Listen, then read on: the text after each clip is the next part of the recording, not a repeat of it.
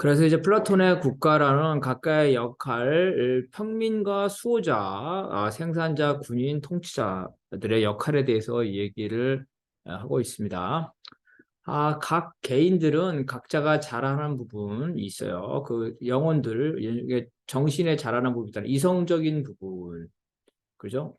이런 철학자, 욕구적인 부분, 상인, 생산자, 기계적인 부분, 기계, 용기의 용기, 군인 이런 나누고 있고 각각을 충족시키는 영적 영역이 다르다는 거죠.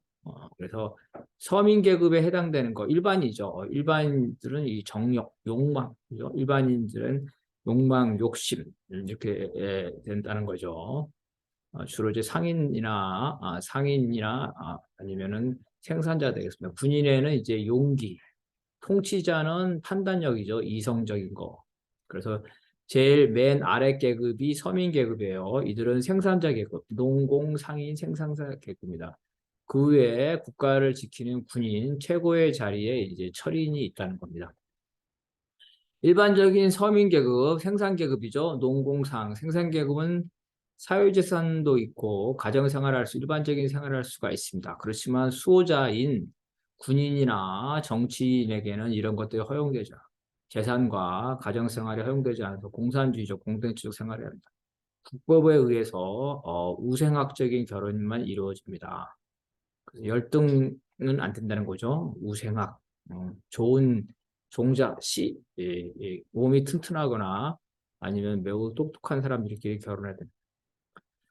출생하는 아이도 출생과 동시에 모친의 품에서 떨어져나 공동 육아소에 보내서 엄격한 교육을 받게 된다. 왜냐하면 이들은 국가를 수호하는 군인이거나 정치인이 되기 때문에 엘리트 교육을 시켜야 된다는 거예요. 그래서 이들 가운데 우수한 교육한 자를 더 뽑아서 이제 결국은 거기에 이제 통치 계급으로 들어간다는 겁니다.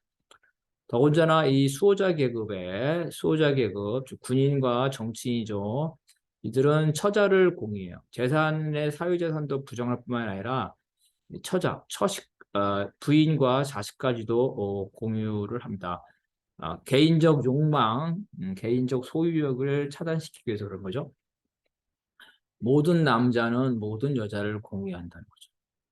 어떠한 여자도 특정한 남자와 개인적으로 동거하지 못하도록 한다는 거예요.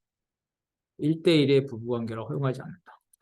아이들도 공유하게 되었고 어떤 부모도 자기 자식을 알지 못하게 한다. 왜 자기 자식을 알면은 자기 자식만을 위해서 부정부패를 하거나 부당한 일을 할 수 있기 때문에 또 아이들도 자기 부모를 알 수 없어. 만인에 대한 아이야 만인에 대한 부모다. 왜? 특정한 부모를 알면 부모의 의탁을 하기 때문에 개인의 의탁을 하기 때문에 수호자, 군인과 정치인이 내 가족이나 내 자산을 가지게 되는 순간 군인과 정치인은 이해관계가 생기고 나라가 분열되기 때문입니다. 그래 최선의 국가에서는 이 평민들, 생산 계급들이 통치자들을 구원자 혹은 자신을 보조해주는 보조자로 부르고 통치자는 평민을 자신에게 돈을 주죠 먹여 살리는 자 내지 자신을 부양해주는 사람이라고 부른다. 통치자들 서로에 대해서는 남으로 생각하지 않고 군인과 정치인이죠. 한 가족이라는 거예요. 형제, 누이, 아버지 생각한다. 한 사람이 잘하거나 잘못했을 때 그걸 다 집단적으로 책임진다는 거예요. 자, 수호자 경우 군인의 경우에는 이런 사택이 아니라 군인은 막사에서 살아야 되고 야영을 해야 되고 공동 생활을 해야 된다는 거예요. 그래서 또 군인들에게는 너무 많은 음식이나 너무 많은 쾌락을 주면 안 되고 필요할 정도의 생활 필수품을 줘야 됩니다. 다만 이들은 일반 시민으로부터 세금이죠. 세금으로 지급받죠. 그래서 그 부족하지는 않지만 그렇더라도 사치스러울 정도가 돼서는 안 됩니다. 군인이나 정치인은 사적인 여행을 할 수도 없고 애인에게 선물을 줄 수도 없으며 귀금속과 같은 거나 돈을 소유해서도 안 된다. 왜냐하면 이런 군인이나 정치인이 사유재산을 소유하게 되면 시민들을 위해서 일하는 것이 아니라 오히려 시민들을 해코지 않은 시민들을 지배하는 주인 노릇을 하기 때문이다. 그래서 이들은 군인이나 정치인이 시민들에 비해서 커다란 힘을 갖고 있기 때문에 훨씬 더 통제를 해야 되고, 그 다음에 절제를 해야 된다. 사람들이 저마다 다른 것을 두고 내 것이라고 하기 때문에 싸우게 되죠. 그래서 분열이 된다는 겁니다. 그래서 수호자들은 자기 몸뚱아리 말고는 아무것도 없다. 애인도 없고 자식도 없고 다 공유한다. 그렇기 때문에 수호자들끼리는 고소나 소송 같은 것도 없죠. 또 강제행위나 폭행이라는 것도 없고 수호자 사이에는 분쟁이 없다. 그래서 나머지 이 시민들도 이 수호자에 대해서 뭐라고 할 필요가 없죠. 왜냐하면 수호자들의 재산이 없으니까 어떤 재산에 관한 문제로 불만이 생길 이유도 없다. 그렇게 돼서 모든 사람들이 평화로운 관계를 일반 서민들은 자기의 적절한 선에 자기의 욕망을 채우고 수호자들은 그러한 욕망을 통제받는다. 수호자들은 남자와 여자가 함께 거주하고 함께 식사하고 그죠? 훈련도 같이 받습니다. 그래서 서로 성관계도 자연스럽게 이루어진다는 것. 그렇지만 무질서한 성관계는 허용해서는 안 된다는 거예요. 절제 있는 성관계도 절제해야 된다. 쾌락 자체를 위한 성관계는 안 된다. 너무 늙거나 너무 늙거나 너무 어려 있는 사람들 이런 사람들은 안 된다는 거죠. 그래서 이제 그 적절한 청년기에 있고 최선의 남자와 최선의 여성 이제 엘리트들이죠. 엘리트들은 가능한 자주 성관계를 맺어서 좋은 자식들을 많이 낳아야 된다. 그리고 이제 그 열등한 남자들도 성관계를 맺어야 되는데 이들은 우월한 여성을 맹거라. 그러니까 열등한 사람들은 열등한 사람끼리, 우월한 사람끼리 하고 대신에 자식은 이제 우월한 사람들에서 자식을 낳고 열등한 사람들의 경우에는 자식을 낳지 않도록 해야 된다. 우생학이죠. 어. 그리고 이제 젊은이들 중에 뛰어난 사람한테는 상을 주고 그 상 중에 하나는 그 여자들과 많은 성관계를 하도록 하는 거죠. 그래서 출산 정년기를 넘겼을 때는 이제 우생학이 필요 없죠. 애를 낳을 수가 없어. 출산 정년기를 넘겼을 때는 남녀가 원하는 상대와 자유롭게 성관계를 하도록 내버려 두되 근친상간은 금한다. 이런 거죠. 되게 되게 파격적인, 충격적인 내용들입니다. 그 철인 정치, 엘리트 정치죠. 소피스트, 요즘으로 변호사라고 생각하면 되겠죠. 이들은 그리스 아테네 시대에 이 말로 먹고 살면서 엄청난 권력과 재산을 갖고 있었기 때문에 소크라테스나 플라톤은 이들에 대해서 비판을 많이 합니다. 그래서 이 대중들을 현혹시키죠. 대중들에게 정의로운 투쟁을 가르쳐 주는 게 아니라 약자에게는 강하고 강자에게 약하는 세상에 영합하는 그런 장기술, 처세술만 가르쳐 준다는 거죠.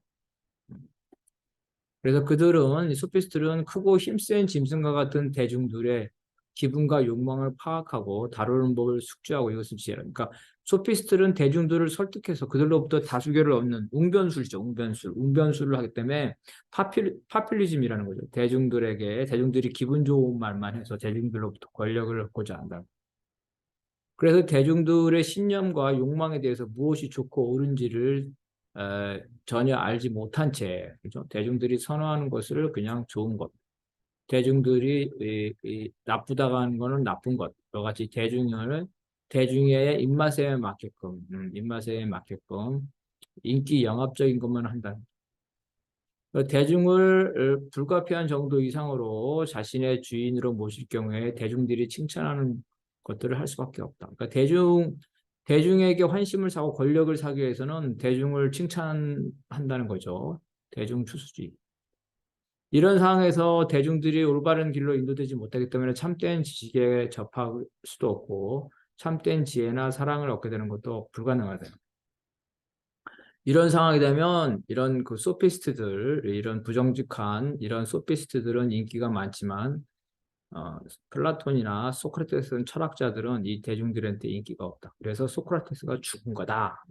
우매한 대중들이 소크라테스를 못 알아보고 죽은 거고 플라톤, 자기와 같은 이러한 철학자들을 못 알아보고 있다는 거. 그래서 이러한 철학자들은 이 대중의 관계를 목격하고 정의로운 일을 함께 할 동지들, 어, 예, 동지들을 규합해야 되는데 그런 동지들이 없을 경우에는 결국은 무기력해진다는 거죠. 대중을 상대로 소피스트나 대중을 상대로 정하지는 못한 채 쓸모없다. 내가 지식이 많이 있고 똑똑하지만 세상에 나를 알아주지 않구나. 그래서 조용히 현실 도피적인 삶을 산다.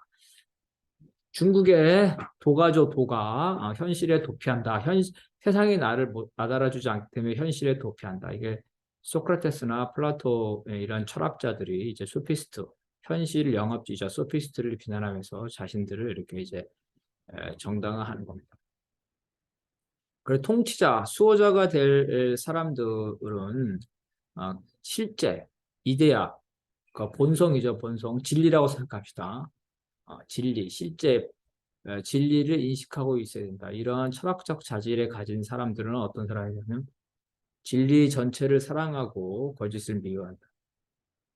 그래서 지혜를 포함해서 진리에 가까운 것들을 사랑하고 필라소피, 철학, 지식을 사랑한다. 지혜를 사랑한다는 것.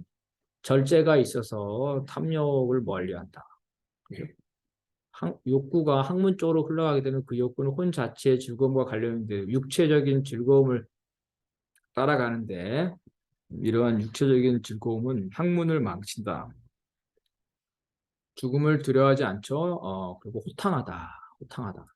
또 전체 시간과 전체 존재를 관조하는 평온하면서 자기 자신을 반성하는 마음의 소유자. 그죠? 마음의 소유자. 정의롭고 또 똑똑하죠. 쉽게 배우고 기억력이 좋다. 절도와 품위가 있다. 이런 것들을 이제 수호자, 군인과 정치인의 품성으로 봅니다.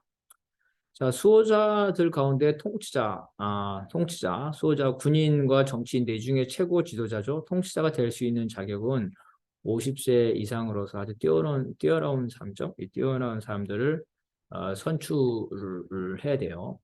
그리고 이 사람은 바로 이제 그 진리, 이데아, 본질 이것들을 인식할 수 있을 정도의 사람이어야 됩니다. 철학자가 통치자가 돼요. 철학자만이 이러한 그 복잡한 현상에 숨어 있는 본질, 진리를 발견할 수 있고 대중들을 이 진리로 이끌 수 있기 때문에. 이데아 진리는 이제 지식과 진리의 원인이지만 이걸 인식되는 거죠. 인식되는.